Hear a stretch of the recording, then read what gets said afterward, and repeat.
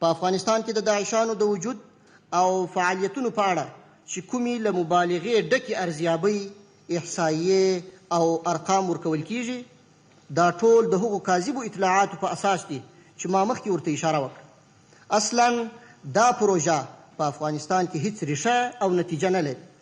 د دې پروژې جوړونکي او تمویلونکي نور باید دا حقیقت درک کړي.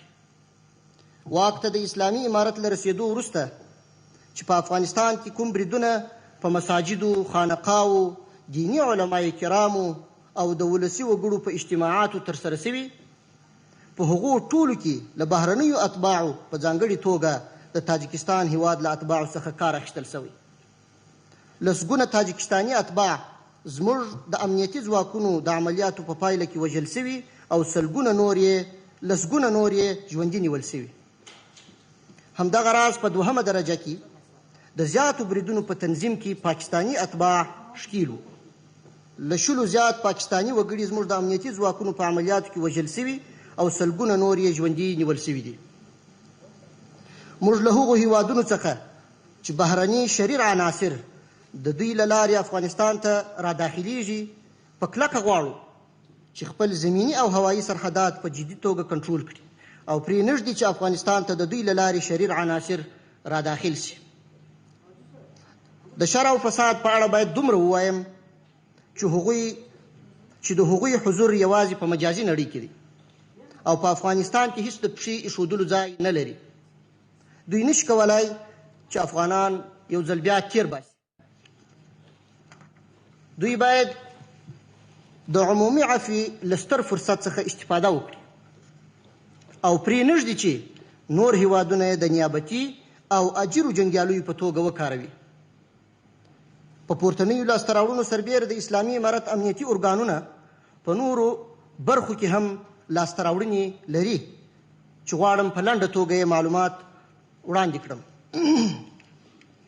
د اختطافچیانو یا سړي تښتوونکو هغه ټولې شبکې ماتې شوي چې د اشغال او فساد په دوره کې رامنځته شوي وې او زورواکانو د ملي سوداګرو او شتمنو افغانانو د لوټلو لپاره کارولې.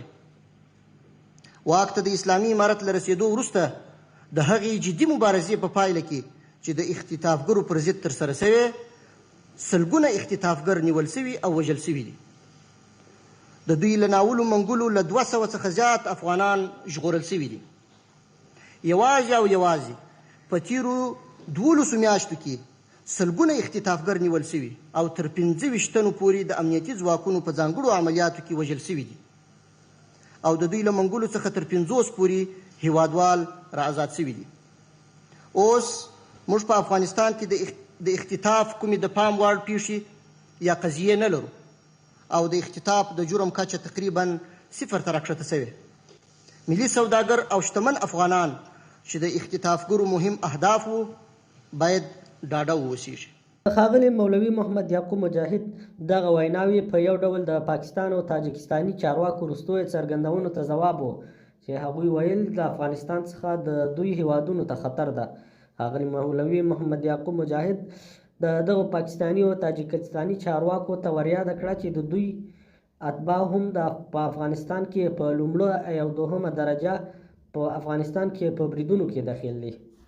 د اذان نیوز محترم لیدونکو السلام علیکم. په دې هیله چې روغ او جوړ به اوسئ. د افغانستان د ملي دفاع سرپرست وزیر مولوي محمد یعقوب مجاهد په یو خبري ناسته کې په افغانستان کې د شویو بریدونو په اړه د خارجي لاسوهنو او همدا ډول هغه هیوادونه چې په افغانستان کې د امنیت اخلالول غواړي په ښکاره توګه اشاره کړې. ښاغلی مولوي محمد یعقوب مجاهد په خپله دغه وینا کې ویلي دي هغه بریدونه چې په وروستیو کې په افغان امنیتي ځواکونو په عامو هیوادوالو همدا ډول د هیواد په مخورو باندې ترسره شوي دي، د دې تر شا زیاتره په لومړۍ درجه کې د تاجکستان د هیواد د اتباعو لاس ده او په دوهمه درجه کې دغه بریدونو کې د پاکستان اشخاص داخل دي. له دې څخه وړاندې به پاکستانوي چارواکو د هر برید څخه وروسته ویل چې ګواکې دغه برید په افغانستان کې تنظیم شوی، په افغانستان کې د TTP مراکز دي او دغه برید کوونکی بریدګر و. هر برید به چې په پاکستان کې شوی و د دوی تر ټولو لومړۍ خبره به همدا وه. خو ځوان وزیر ښاغلي مولوي محمد یعقوب مجاهد پاکستان ته په ضمني توګه دا وریاده کړه چې تاسې اوس هم په افغانستان کې لاسوهنې کوئ او موږ بس تاسې د دغه لاسوهنو پر وړاندې پټه خوله نه یې بلکې د خپلو هیوادوالو د هوساینې لپاره درته صبر او حوصله کوو